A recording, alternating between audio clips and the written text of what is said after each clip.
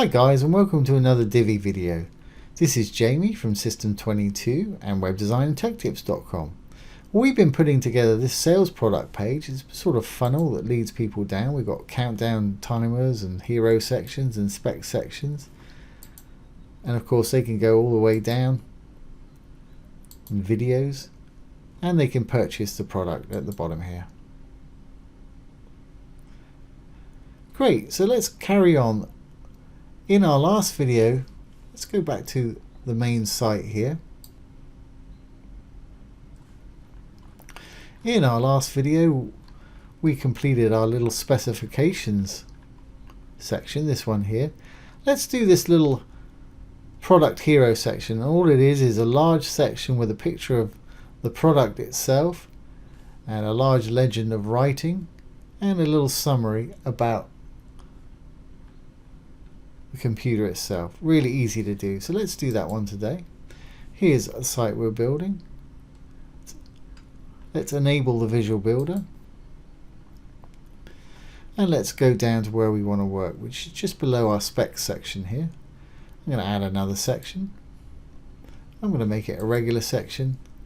Inside I'm going to have one row, one column, and I'm going to use the fantastic blurb module just like we did last time. Now before I do that, let's take care of the background of our section here, which is here.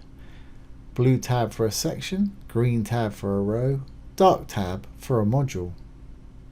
Let's go into our row and I'm going to add a background image.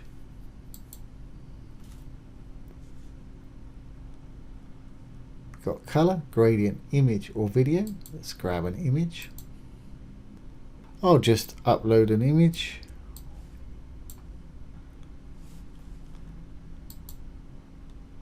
Now with background images you can do all kind of different things. There's a background image there. We can make it parallax if we want to by hitting this little switch on. That'll make it sort of go up and down at a different rate from our foreground. I'm not going to do that with this.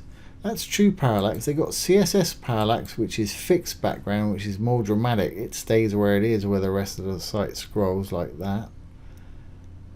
And those are great. But today we're not going to use that. I'm going to actually use the blend mode that it's got down here to add a background color to it and mix it with the color. Now to do that we need to add a background color also. So I'll go to the first one, the color. I'm going to add the purple. I'm going to go back to my image and scroll down. And if we look at the bottom, you've got background image blend. I'm going to use multiply, and that's going to work perfectly for me. We use this with our slider when we build it up at the top.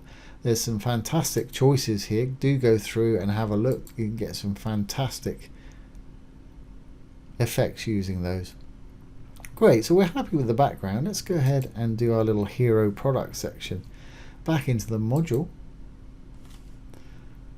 Now I'm going to go ahead and make the background of this purple. So I'm going to go down to the bottom. I'm going to make the background purple. Now it doesn't look much, but I'm going to drag the opacity down so we can see a bit of the image through it. Just a little bit, so there's a hint there. Great. So let's go up to our text. And for the title, I'm going to put in our MacBook title. And then in the text, I'm going to put, as you can see, it's put it in there. I'm going to adjust that in a minute so you can see things a lot better. And let's put its description in down below here. Great.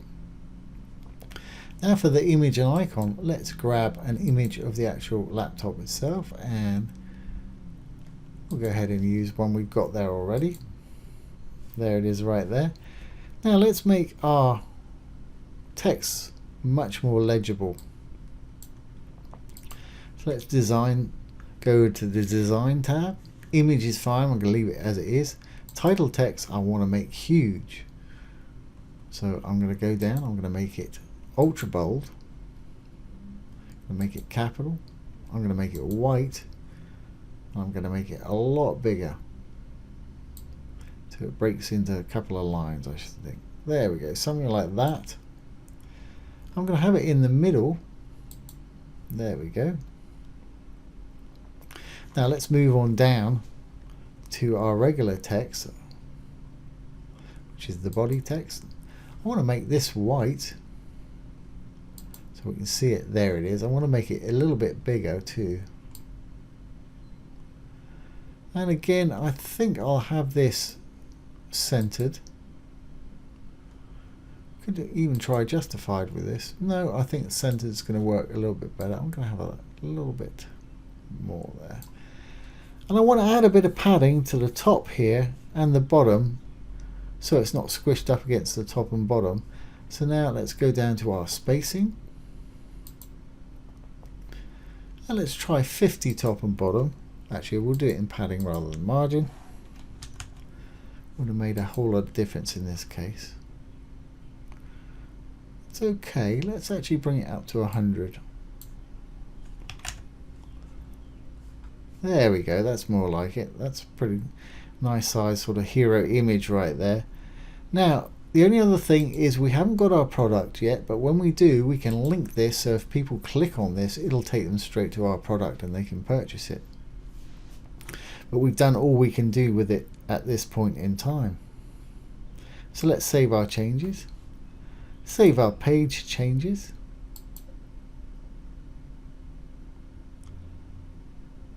And once saved, let's exit the visual builder.